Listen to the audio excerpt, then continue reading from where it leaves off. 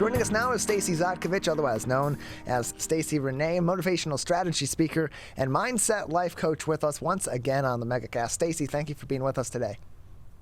Hello, thank you. I'm pleased to be here. Yeah, good to see you again. Yeah, good to see you as well. And so, of course, we're in late January at the time of recording this interview and doing this interview live.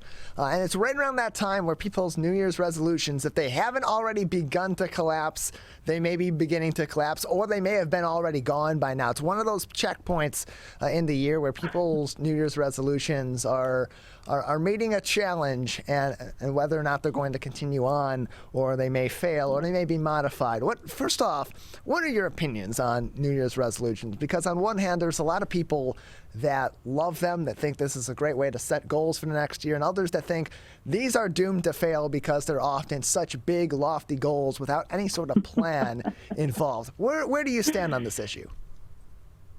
Personally and professionally, I would say it's a great idea.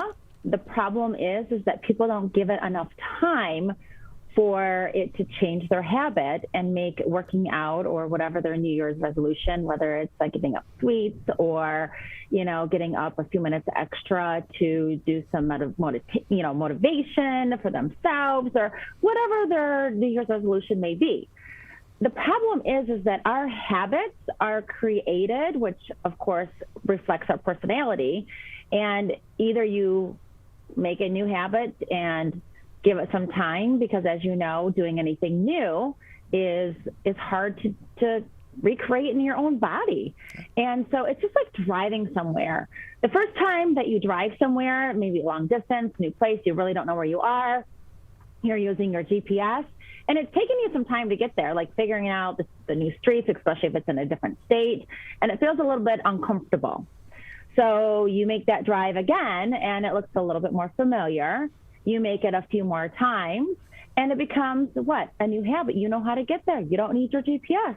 The same thing with New Year's resolutions. It's the same thing, everybody. You have to change your habits, and to change a habit, you have to make an effort. Nothing in life is easy. And I always tell students who don't want to go to school and learn new things, I'm like, look, if you went to kindergarten, that's how you started learning the ABCs.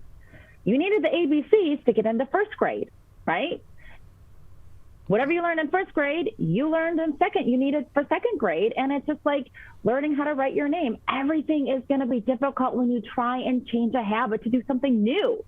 But once you get on that wagon, you're going to be okay. For example, I'm going to use myself as an example for working out. I was on a roll right before the holidays, and I do the Peloton, and it kept me motivated because they give you streaks.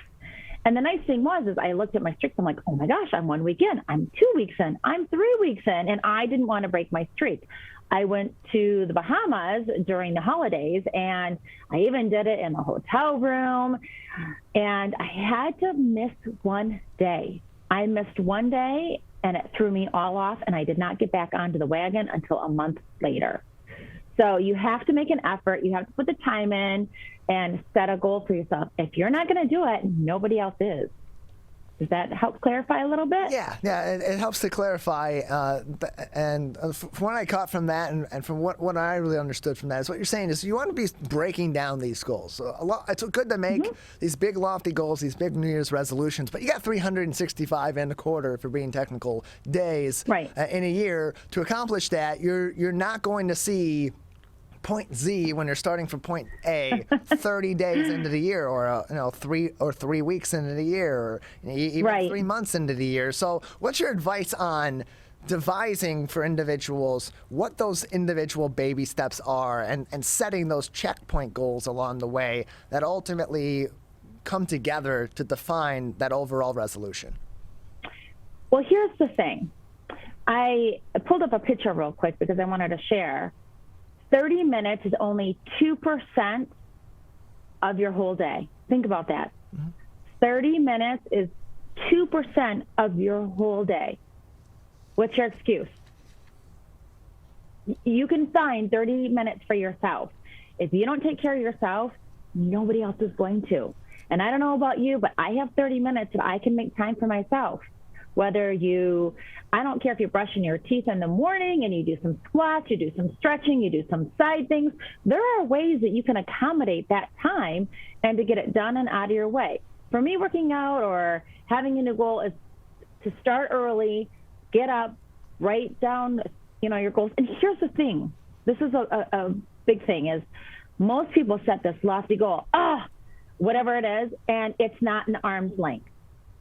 They make goals for a year, 5 years. Well, that's pretty intimidating. If you make things that are in arm's length, you're more apt to accomplish them because we always like to accomplish things. That's what we drive on is, and it can be something simple. You know what? I'm not going to eat chips for a month. Okay, give up chips for a month. You know what? I am going to take a new way to work every day. So if something I need to get out, there's traffic, there's delays, I'm going to know how to get home. So it's just simple things that you can, again, arm's length, 2%, just 30 minutes a day. You can definitely do whatever you want to do, whether it's meditation, yoga, you name it. Yeah, you're in control of your own life. Right, and you take those baby steps and you learn along the way too. And part of that, sometimes I think that when in setting goals, sometimes especially in setting those micro goals along the way that kind of build up to that overall, that a good way to start is, maybe you're not starting that right away necessarily and kind of forcing yourself into it just to get going. You're really taking some time, even if it's, a few hours a day for a week or a couple or, a couple of days to really map it out, make a plan, and then find a way to make that plan comfortable for you to ease into. And as you get going, as you get the ball rolling, it becomes easier and easier and to get that moving forward. And so the next step after setting those goals is maintaining those goals and maintaining that motivation, because we all have those days where we're just not feeling it. We're tired, we're exhausted, we're frustrated. There are other things that are flying in every direction around us, and sometimes getting started on that goal, whether it be I want to go walk around the block and spend for an hour, walk around the block for an hour and spend more time outside, or I want to read for 30 minutes every day. Getting that started can be a little bit tough for people at certain points in their life. What are your tips for maintaining that motivation to have that onset each day or a couple times a day or a few times a day as you're trying to reach these goals? Here's a funny thing. You're in control of your schedule. Right. You and you alone. I know that some people have secretaries or someone putting things into their schedule. You know what? Make them block out time for you. You know what? At 11 o'clock every day, I am not available for 30 minutes. Whether you do yoga in your own office, whether you sit there and you take 30 minutes for yourself, that's your schedule. And the other good thing is having an accountability person. If you just have one accountability person when you wake up and you're like, you know what, I really don't want to do that. You have your accountability partner, buddy, pal, whatever, that says, you know what, I'm going to meet you there and we're going to either work out or we're going to FaceTime and we're going to make it happen, because nobody needs to fall off the wagon. And those are some great tips. And one of the biggest things is how you start your morning is really how your day goes. And everybody loves to stay in your bed and they like to relax. I mean, who doesn't? And the more you hit that snooze button, the more damaging you're doing to your day. Your alarm goes off, get up. Get up and sit up. Even if it takes you a minute or two just to sit up, just get up. Go to the bathroom, write a sticky note on your mirror. So when you go in and you brush your teeth, you see that positive motivation. I am awesome today. I'm going to have a successful day. I'm going to make 2 sales today. I'm going to get these referrals for the job that I'm at. I'm going to rock out my presentation in front of all the CEOs or whatever company that you're with. How you start your day is really the flow of your morning. And if something happens and some virus tries to creep in and ruin your day, again, you're in control of that. You choose to let somebody make you upset, and you choose to let somebody ruin your day.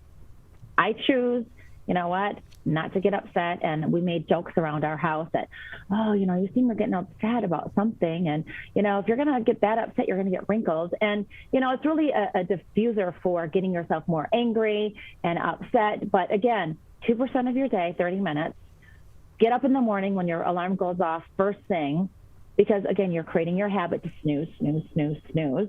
And then write a list of 3 things that you want to accomplish that morning, or 3 things that you're grateful for. That is so easy to do. And a positive thought in the morning is the best way to start your day. Even play some fun music, dance around when you're getting ready, put some earbuds in if everyone else is sleeping and it's just you. Change your morning, change your habits, and you will have a successful day, a successful week, and make it your own. 2 minutes, 30 minutes a day, or 2%, 30 minutes a day. I can't stress that enough, clearly. Well, Stacie, thank you very much for all these very helpful tips for people that are trying to maintain those resolutions and those goals, or for those that are just dealing with the average winter blues that we experience here in Michigan, want to keep themselves on the positive track. Thank you very much.